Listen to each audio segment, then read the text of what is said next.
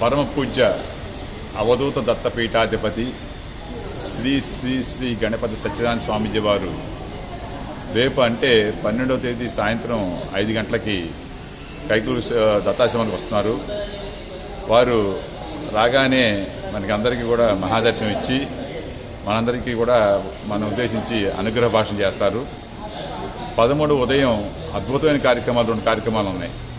ఒకటి దేవాలయాల మహాకుంభాభిషేకం. ప్రతి దేవాలయాలు కూడా నిర్మించిన తర్వాత 12 సంవత్సరాలకు ఒకసారి కుంభాభిషేకం చేస్తారు. మనకి 24 సంవత్సరాలు అయింది ఇప్పటికీ దేవాలయాలు నిర్మించి. అందువల్ల మహాసంప్రోక్షణ మహాకుంభాభిషేక కార్యక్రమాలని శ్రీ స్వామీజీ వారు చేతుల మీదుగా దివ్యహస్తం చేతి మీదుగా 13వ తారీఖు ఉదయం 8 గంటలు జరపబడుతుంది. అనంతరం 10 గంటలకి స్వామివారు శాస్త్రీయ పరంగా ప్రయోగాత్మకంగా ప్రపంచవ్యాప్తంగా నిర్మింపబడిన నాద చికిత్సా కచేరీ, అంటే స్వామిజీ వారు రాగాలతో రోగాలు నయం చేయటం అనే కాన్సెప్ట్తో మరి ఆ రోజు ఒక్కొక్క రోగానికి ఒక రాగం వాయిస్తారు వారు. మరి కేవలం సంగీతమే వాయించి రోగాలు నయం చేయొచ్చనే ఆయన ఒక మన ప్రయోగాత్మక రుజువు చేయబడింది ప్రపంచవ్యాప్తంగా. ఆ రోజు మనకి మరి నాడీ వ్యవస్థ మీద గుండె జబ్బులు ఉన్న వాళ్ళకి, మన బీపీ ఉన్న వాళ్ళకి, షుగర్ అందరికీ కూడా సంబంధించి ఈ యొక్క ప్రత్యేకంగా రాగాలు వాయించి ఒక చికిత్స విధానాన్ని మరి ఆ రోజు చేయబోతున్నారు. స్వామివారు మరి ఈ యొక్క 2 కార్యక్రమాలు కూడా తప్పనిసరి ప్రతి ఒక్కరు పాల్గొని స్వామివారి ప్రభుత్వ పాత్ర అవుతానికి కోరుతున్నారు.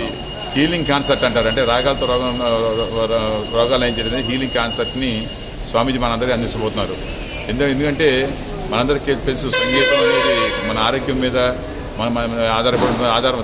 ఆరోగ్యం కూడా స్పందిస్తుందని చెప్పి అంటారు. సంగీతానికి శిశుర్వేత్తి పసురువేత్తి గానం అని చెప్పిన శిశువులు పశువులు కూడా స్పందిస్తాయి సంగీతానికి, నాదానికి అని చెప్పి.